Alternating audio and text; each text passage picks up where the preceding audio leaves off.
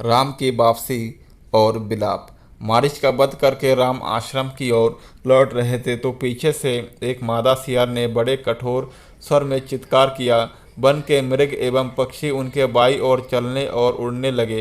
इन अपशकुनों को देखकर राम का हृदय आशंकित हो उठा। उन्हें सीता के अशुभ की चिंता संतप्त करने लगी। इतने में ही उन्होंने मार्ग में लक्ष्मण को आते देखा। लक्ष्मण को देखकर उन्हें ऐसा प्रतीत हुआ कि किसी राक्षसी षड्यंत्र के फलस्वरूप सीता किसी कठिनाई में फंस गई है। चिंतित होकर उन्होंने लक्ष्मण से पूछा, लक्ष्मण सीता कहाँ है? मैंने तुम्हें आदेश दिया था कि तुम सीता की रक्षा करना, तो तुम उसे अकेली कैसे छोड़ आए? वह किसी विपत्ति में तो नहीं फंस गई? वह जीवित होगी कि नहीं? शीघ्र बताओ उसे क्या हुआ। यदि वह जीवित नहीं होगी तो मैं भी अपने प्राण त्याग दूंगा।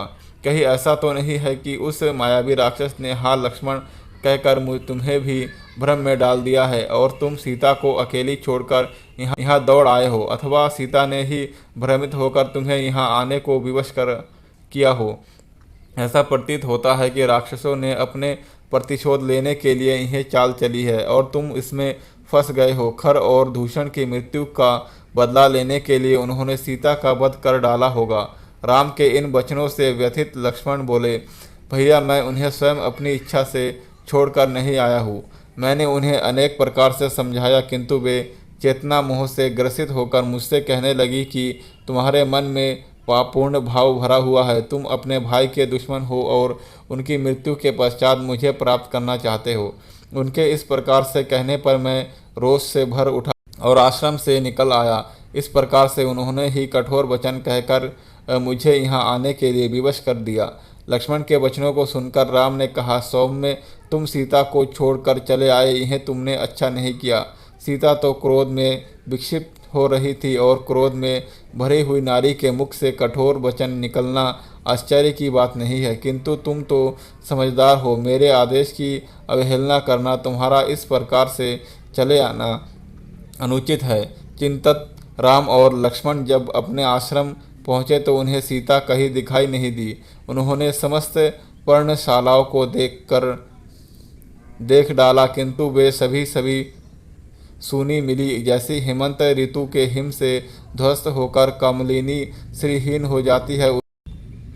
पर्णशालाएं शोभा शून्य थी। आश्रम के वृक्ष और पत्ते भी वायु में सनसनाकर दुख से रो रहे प्रतीत होते थे। मृगछाला और कुछ इधर उधर बिखरे पड़े थे। आसन औंधे पड़े थे। वृक्षों के फूल पत्ते तथा कहीं कहीं टहनियाँ टूटी या टूटी पड़ी थी। आश्रम का अस्त व्यस्त दृश्य देखकर राम विचार करने लगे, सीता का किसी ने हरण कर लिया अथवा किसी दुष्ट राक्षस ने उसे अपना आहार बना लिया। कहीं वह फूल चुनने तो नहीं गई या जल लाने नदी पर तो नहीं चली गई। जब सब और खोजने पर भी उन्हें सीता कहीं दिखाई ना दी तो शोक के कारण उनकी आंखें लाल हो गई। नदी नालों पर्वतों कंदराओं में जाकर वे उन्मत्त की भांति आवाज़ देकर सीता की खोज करने लगे। अंत में उनकी उन्मत्तता इतनी बढ़ गई कि वे कभी कदम्ब के वृक्ष के पास जाकर कहते, हे कदम्ब, मेरी सीता को तेरे पुष्पों से बहुत स्नेह था, तू ही बता वह कहाँ है।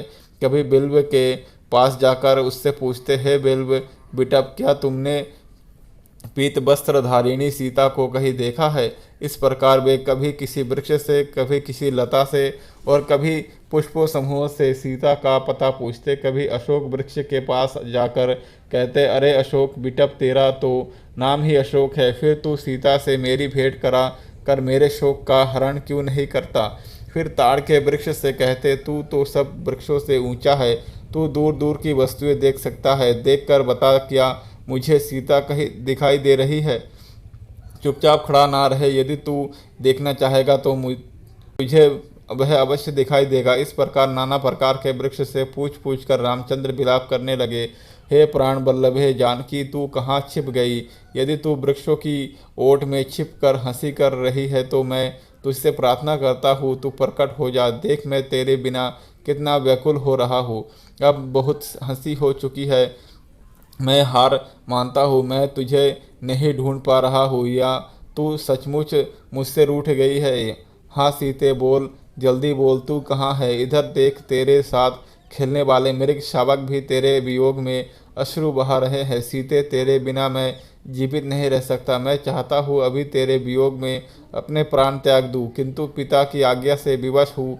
मुझे स्वर्ग में पाकर वे धिक्कारेंगे और कहेंगे, तू मेरी आज्ञा की अवहेलना कर के 14 वर्ष के वनवास की अवधि पूरी किए बिना ही स्वर्ग में कैसे चला आया।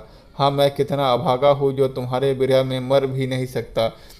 हाय जानकी, तुम ही बताओ, तुम्हारे बिना मैं क्या करूं। बड़े भाई को विलाप करते देख लक्ष्मण ने उन्हें धैर्य बांधते हुए कहा, हे नरोत्तम, रोने और धैर्य खोने से कोई लाभ नहीं होगा।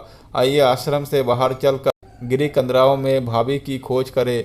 उन्हें वनों तथा पर्वतों में भ्रमण करने का चाव था। संभव है वही कहीं भ्रमण कर रही हो। यह भी संभव है कि गोदावरी के तट पर बैठी मछलियों की जल क्रीड़ा देख रही हो, या किसी भय की आशंका से भयभीत होकर किसी लता कुंज में बैठी हो। इसलिए हमारे लिए यही उचित होगा कि हम विषाद और चिंता को छोड़कर उनकी खोज करें। लक्ष्मण के युक्ति युक्त वचन सुनकर राम उसके साथ वनों, लताओं, किरी कंदराओं आदि में खोज करने के लिए चले। उन दोनों ने समस्त वन, पर्वत, कंदरा आदि में खोज डाला, किंतु सीता उन्हें कहीं नहीं मिली।